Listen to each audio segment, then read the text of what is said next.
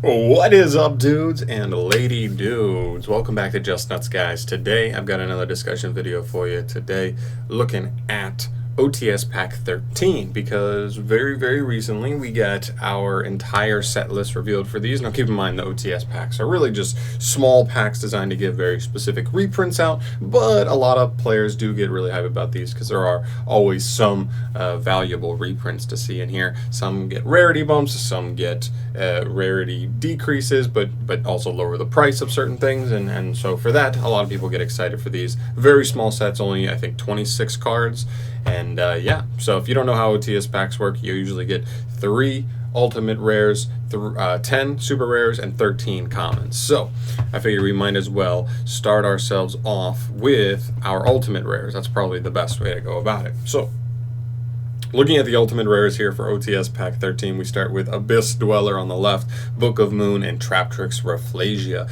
I think these are actually pretty strong. I mean, usually it's pretty hard for Konami to whiff on the ultimate rares. You gotta combine some kind of classic in terms of like something that's playable right now. You're looking at kind of like Dweller and potentially Rafflesia, as well as like a classic card with it, which is Book of Moon, which may not be as good right now, but I still think it's actually a decent card.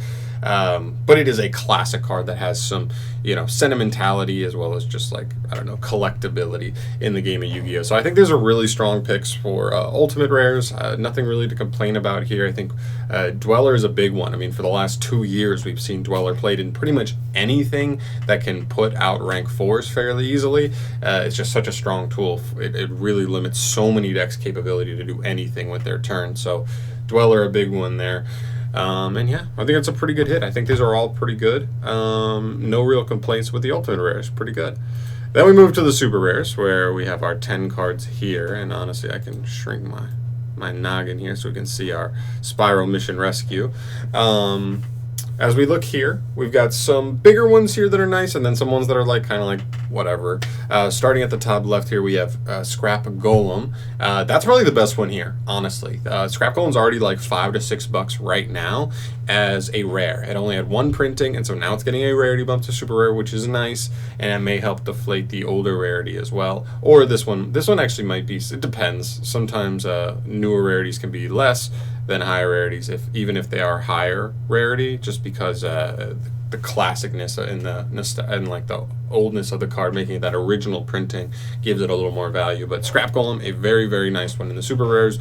Where Arf Thou, another very nice one. This card has like 3 common printings, but no other printings whatsoever. So this will be the first holo printing, and we know this card will come up again in the future. This was a staple card in Spirals as they were tier 1 just earlier this year. We'll probably see it come back into relevancy again at some point. As far as our token goes for this, if you don't know, there's always 1 token that, like maybe an archetype that uses tokens or as a card that produces tokens, never actually got an official token printed, and so they like to put those in here. We have a generator token, which is very important. I'm actually very interested in picking up just like 4 or 5 generator tokens because I do love the generator deck. I think it's a really fun deck to play. So that's really nice. That's a nice hit there. Deep Sea Diva. This one kind of seems like a weird one to me. This one has, I believe, like 4 different printings already, and they already have like higher rarities. There's an ultra rare. There might even be more than 1 ultra rare. I think there's an ultra rare, a rare, a common, and potentially a super rare. I can't remember what the 4th one is, but like we already have a higher rarity in this and lower rarities in this, so this kind of seems weird. I get it. Its price has been going up just because of the deep sea stuff coming in Eternity Code, but I guess it's fine. I mean, I'm not complaining. It just seems like there could have been something better there. Next up, we have Spiral Gear Drone, and we might as well talk about Spiral Mission Rescue at the same time. I think they're both great. Gear Drone was only printed as a rare, and Mission Rescue has only been printed as a common. So rarity bumps to both of these. These are both integral parts to the Spiral strategy. We'll see if we ever see Spirals come back into fruition. I still think they're a fine like rogue tier deck right now. I mean, I don't think they're great, but I think they're like, I think if you were to just like completely say that they're garbage, I think that's probably a little bit like overstepping like where it is. I think it's just like I don't know, an over assumption probably, but still I know a lot of people really do like Spirals. It's one of their favorite competitive decks, so these getting rarity bumps is really nice. There's only a couple other cards I think even in the Spiral archetype that even would want like a rarity bump after this. So yeah, really nice rounding out there rarities. Then we move to some synchros. We have Crystal Wing Synchro Dragon and Junk Speeder. Junk Speeder actually is a fairly new card, so kind of interesting to see that come in here. It's not very expensive. I think Konami has done a good job on the ban list of trying to like limit the cards that this card would be able to be like abused with, which is pretty good. Stuff like Psyframe Gear Omega. Jeez. So yeah, I think this is fine. Whatever. I mean, I guess if the secret rare goes up, you could be able to get the super rare easier. I don't know. Like, I mean, the other one's a promo anyway, so I'm not too worried about that. Crystal Wing, this card's always been expensive. It has multiple printings. They're all like up there in price, so like it's another printing. I'm fine with that. Maybe it helps like deflate the other prices a little bit.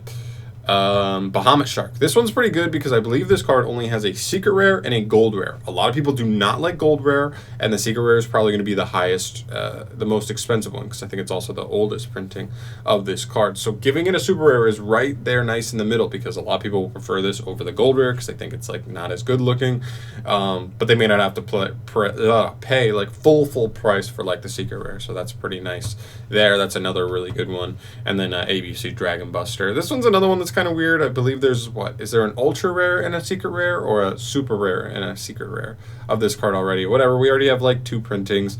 It's fine. It's another printing. I mean, this card just got put to 1, so it seems kind of weird. Whatever, it's a good card, but I just don't think it needed a reprint all that much. So I don't know, weird. Anyway, moving on to the comments. This is our last section here. We have 13 comments here to go through. We'll start with the monsters. We have Dimension Fortress Weapon, not a big deal here. Goblin King, not a big deal. Spore potentially could matter, but we already have a common printing of Spore, so not really that big of a deal as well. Lady in White, again, like for a common, it does have some like okay prices, like over $1. So that's what like makes this interesting, but other than that, like not really that interesting to me. XYZ unit, this is like the most random card in here. Like actually, this card does not matter at all. And then we have some traps. So between Bottomless Trap Hole, Treacherous Trap Hole, Gravity Collapse, and Dimensional Prison, honestly, man, like Bottomless Trap Hole and Treacherous Trap Hole both have like low rarity printings that are really cheap, so like these don't really matter. Gravity Collapse is interesting. It only has 1 rare printing prior to this.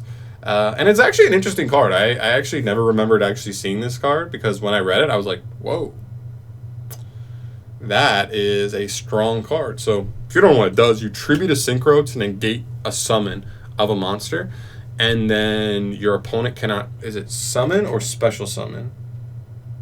I believe your opponent can't summon, period, for like the rest of the turn, which is pretty nice, because like if like Solemn Judgment had that added to it, like after you saw them, they just can't even.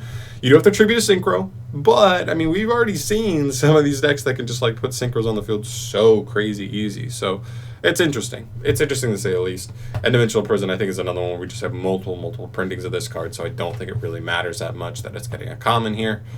And then we have some synchros. Goyo Defender. This is a card that people were kind of playing with like messing around with, because it like loops itself back on the field to get like extra material for like bigger synchro or link plays. But so yeah, I think it's like fine. Like if it does go up, it only has 1 printing, so that's a fine reprint there for sure. Muddy Mud Dragon, this I believe is just a rare, and we haven't really seen it be played too much in really anything as of yet. It definitely seems like one of those cards that could come up in like a specific deck and doing specific combos, so we'll have to see on that. I think it's fine that there's a printing here, because I do think there's potential for this card. Formula Synchron and Ultimate Zolkin, though, are probably like the 2 most desirable commons here. Zolkin only has 2 printings. One is like pretty expensive because it's like the highest rarity, most desirable one. And then there's another one, but it's like $2, so this one should be cheaper than that, which is pretty nice. And then Formula Synchron. Formula Synchron, because it's been being played with Crystalline Needle Fiber so much as of late, has actually been going up as well.